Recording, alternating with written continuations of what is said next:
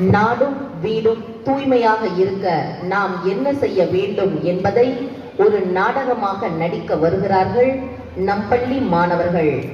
காட்சி 1. கோதாவரியின் வீடு. சம்சாரம் அது மின்சாரம், சம்சாரம் அது மின்சாரம், அன்பு கொள்ள யாரும் இல்லை, எந்த நெஞ்சும் ஈரமில்லை. சம்சாரம் பந்தமில்ல பாசமில்லை, சொந்தம் இங்கு சொந்தமில்லை. சம்சாரம் நேரம் வந்து நெருங்கி தொட்டா ஷாக் அடிக்கிற மின்சாரம். ஏங்க, மணி 6 ஆயிடுச்சு. இன்னும் என்ன தூக்க வேண்டியிருக்கு? போய் வாசல பெருக்கி கோலம் போட்டுட்டு எனக்கு ஸ்ட்ராங்கா ஒரு கப் காஃபி போட்டு எடுத்துட்டு வாங்க. அப்படியே பையனுக்கு லஞ்ச் பாக்ஸ் ரெடி பண்ணிடுங்க. என்ன இங்க நின்றுட்டு இருக்கீங்க? போங்க, போய் வேலையை பாருங்க. எந்த கோதாவரி, தினமும் நான் தான் வாசல் கூட்டி கோலம் போடுறேன், அப்புறம் உனக்கு காஃபி போட்டு தரேன். இன்னைக்கு ஒரு நாளைக்கு நீ எனக்கு காஃபி போட்டு தரக்கூடாதா? என்ன கேட்டீங்க? இல்ல, காஃபி போட்டு தரக்கூடாதான்னு கேட்டேன். அதெல்லாம் ஒரு நாளும் உங்க கனவுல கூட நடக்காது. வீணா ஆசையெல்லாம் வளர்த்துக்காம போய் வேலையை பாருங்க. அப்புறம் ஒண்ணு சொல்ல மறந்துட்டேன். வழக்கம் போல வாசலை கூட்டிட்டு குப்பையெல்லாம் சுந்தரி வீட்டு பக்கம் தள்ளி விட்டுருங்க. என்ன, புரிஞ்சுதா? நல்லா புரிஞ்சுது. என்னைக்கு சுந்தரி கிட்ட அடி வாங்க போறேன்னு தெரியல. என்ன அங்க சத்தம்? இன்னும் வாசலை கூட்ட போலையா? ஏதோ போய்கிட்டே இருக்க. என்னைக்கு எனக்கு ஒரு விடிவு காலம் வரப்போகுதுன்னே தெரியல.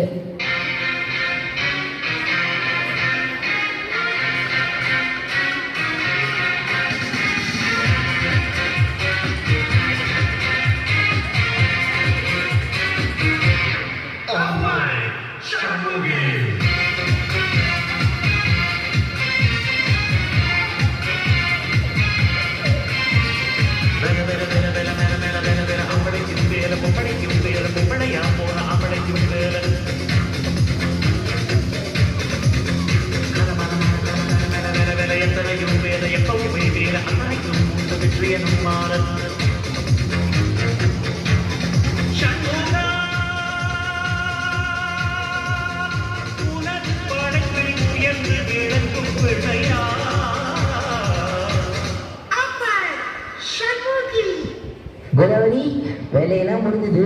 நான் போய் நம்ம பையனை ஸ்கூல்ல விட்டு வந்துடுறேன். சரி சரி, நீங்க வரும்போது மார்க்கெட்ல காய்கறி எல்லாம் வாங்கிட்டு வந்துருங்க. சீக்கிரமா வந்துருங்க, நான் பியூட்டி பார்லர் போகணும். பாய்மா. பாய் அருண். காட்சி 2. சுந்தரியின் வீடு.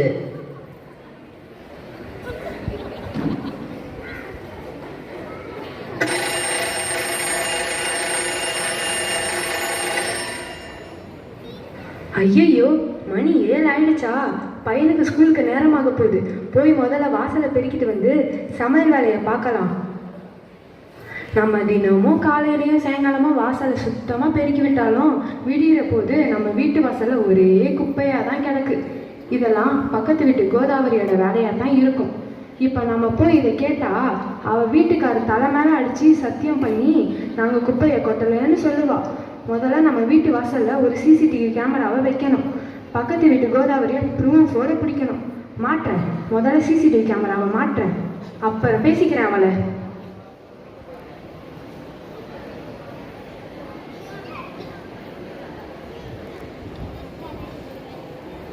சுந்தரி, லஞ்ச் ரெடி ஆயிடுச்சா? சீக்கிரம், எனக்கு டைம் ஆயிடுச்சு. இதோ எடுத்துட்டு வந்துட்டேங்க. சரி, பையனை ரெடி பண்ணிட்டியா? நானும் ரெடியா இருக்கேன்ப்பா. சரி, நாங்கள் கிளம்புறோம். சரிங்க, நீங்கள் போகிறப்ப இந்த குப்பை அந்த பக்கம் ஒரு காலி இடம் இருக்கும்ல, அதில் போட்டுருங்க. சரி சரி, குப்பை கவர் எடுத்துட்டு வா. இந்தாங்க. சரி, நாங்கள் கிளம்புறோம். பாய்மா. பாய் ஜூ. சொர்க்கம் என்பது நமக்கு சுத்தம் உள்ள வீடுதான். சுத்தம் என்பதை மறந்தால் நாடும் குப்பை மேடுதான்.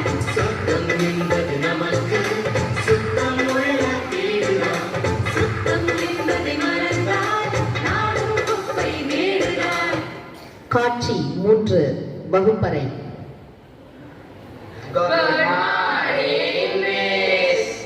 Good morning students, sit down. Homework எல்லாம் முடிச்சிட்டீங்களா? Yes, miss. Very good.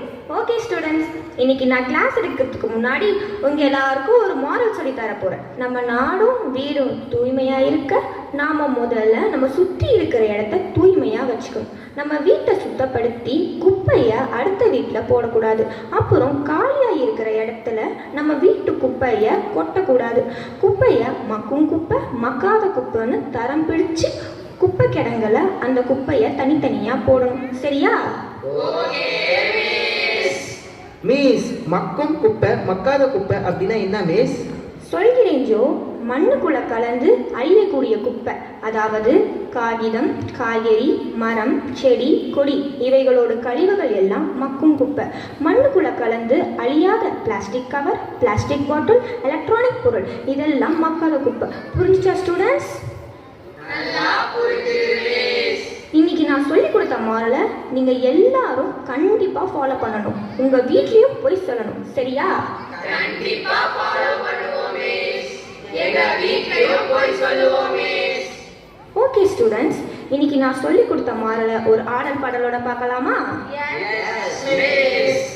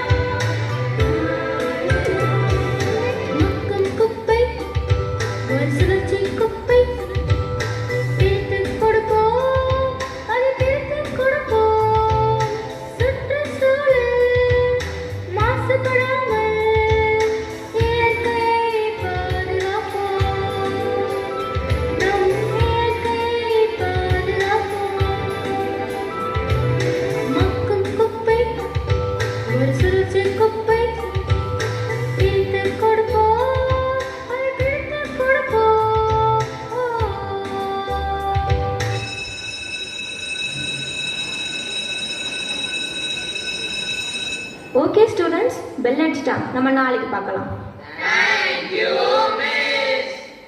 காட்சி 4. கோதாவரியின் வீடு.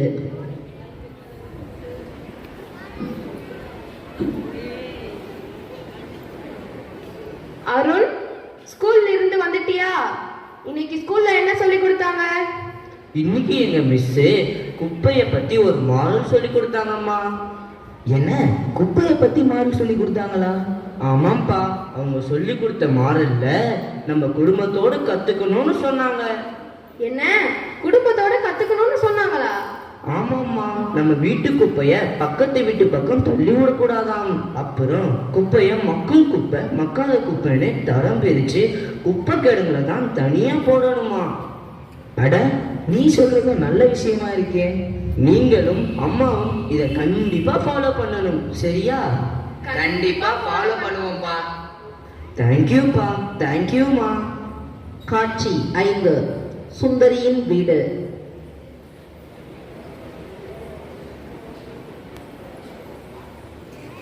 என்ன ஜோ, ஸ்கூலை விட்டு வந்ததும் வராததுமா குப்பை கூடையில என்னடா பண்ணிட்டு இருக்க? இன்னைக்கு ஸ்கூல்ல எங்க மிஸ் குப்பையை பத்தி மாடல் சொல்லி கொடுத்தாங்கம்மா. அப்படி என்னடா மாடல் சொல்லி தந்தாங்க? நீயே வந்து குப்பை கூடைய கிளற அளவுக்கு. நம்ம வீட்டு குப்பைய அள்ளி அடுத்த வீட்டு காலி இடத்துல போடக்கூடாதாம். குப்பையை மக்கும் குப்பை மக்காத குப்பைன்னு பிரிச்சு குப்பை கிடங்குல தனியா போய் கொட்டணுமாம். அதனால அப்ப வேலைக்கு போகும்போது குப்பையை கொடுத்து இனி காலி இடத்துல போட சொல்லாதீங்க. நானே குப்பையை தரம் பிரிச்சு குப்பை கிடங்குல போட்டுட்டு வரேன். சரியா? குப்பையை தரம் பிரித்து அதை நீயே கொட்டிட்டு வரேன்னு சொல்கிறது சந்தோஷமாக இருக்குப்பா. உங்கள் மிஸ்ஸு சொல்கிறத கடைப்பிடிச்சு அதை செயல்படுத்துகிற உன்னை நினச்சா எனக்கு ரொம்ப பெருமையாக இருக்குது ஜோ. உனக்கு நல்ல பண்பை கற்றுக் கொடுக்குற ஆசிரியர் சொல்கிறத கேட்டு நடக்கிற உன்ன மாதிரி மாணவர்களால் தூய்மை இந்தியா உருவாகுங்கிறத நான் உறுதியாக நம்புகிறேன்.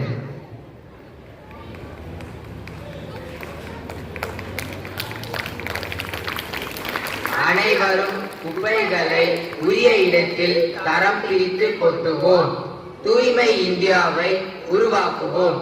நன்றி, வணக்கம்.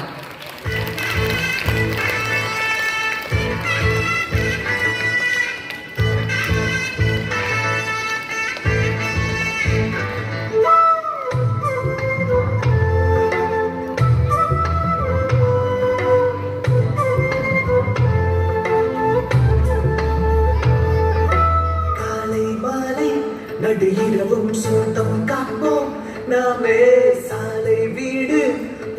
தினமும் அழகாய் வைப்போமே எனது குப்பை எனது